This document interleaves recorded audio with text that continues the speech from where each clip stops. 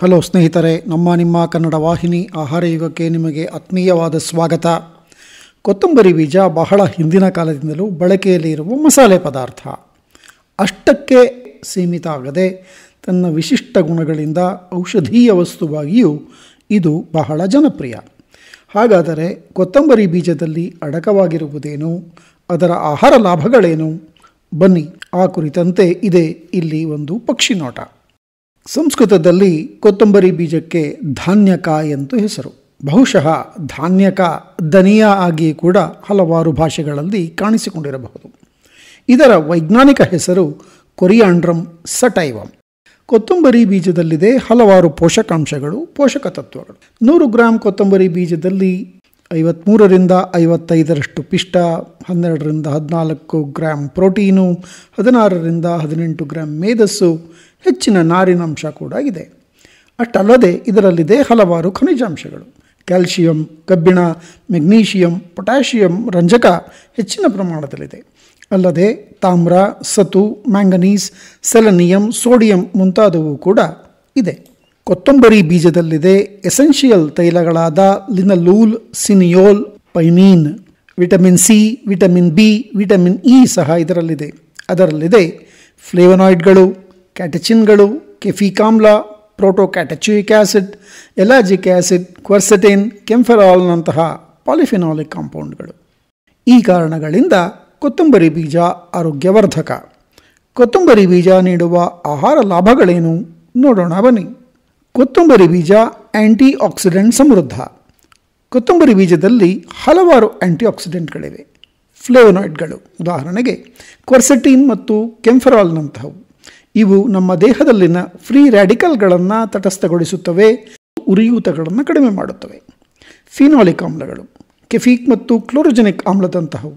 ಇವಕ್ಕೂ ಆ್ಯಂಟಿ accident ಹಾಗೂ ಆ್ಯಂಟಿ inflammatory ಗುಣಗಳಿವೆ.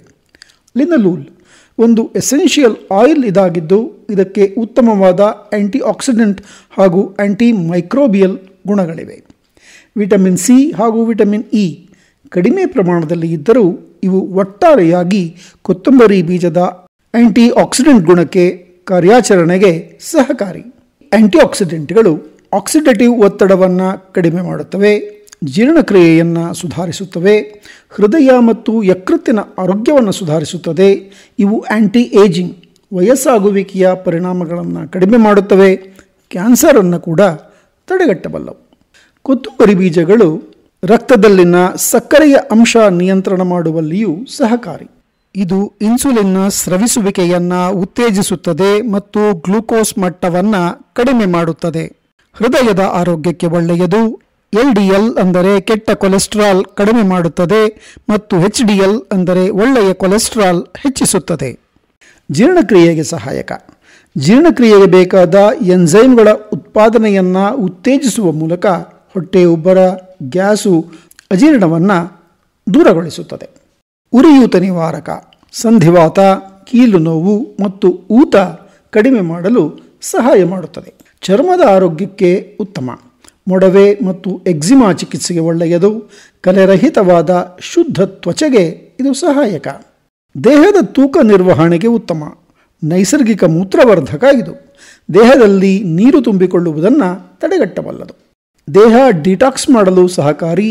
Metabolism booster ಆಗಿ ಕಾರ್ಯನಿರ್ವಹಣೆ ಮಾಡುತ್ತದೆ. ಕಣ್ಣಿನ ಆರೋಗ್ಯಕ್ಕೆ ಒಳ್ಳೆಯದು.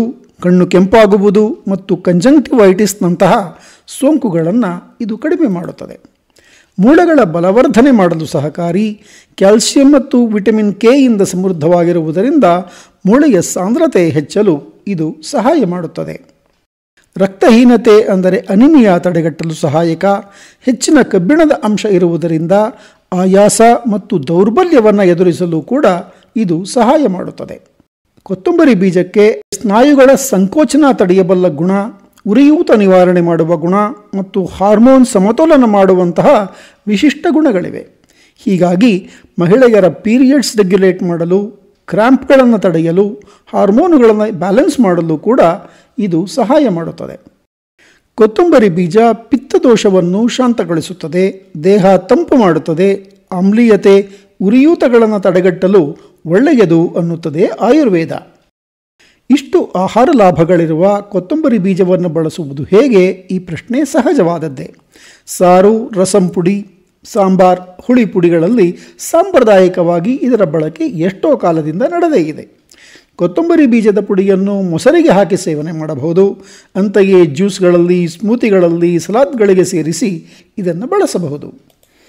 ಕೊತ್ತಂಬರಿ ಬೀಜವನ್ನು ನೀರಿನಲ್ಲಿ ನೆನೆಸಿ, ಅಂದರೆ ರಾತ್ರಿ ನೆನೆಸಿ ಬೆಳಗ್ಗೆ ಅದನ್ನು ಕುಡಿಯಬಹುದು. ಜೀರ್ಣಕ್ರಿಯೆ ಹೆಚ್ಚಿಸಲು, ಮೆಟಬಾಲಿಸಮ್ ಇಂಪ್ರೂವ್ ಆಗಲು ಇದು ಸಹಾಯಕ ಎನ್ನಲಾಗುತ್ತದೆ.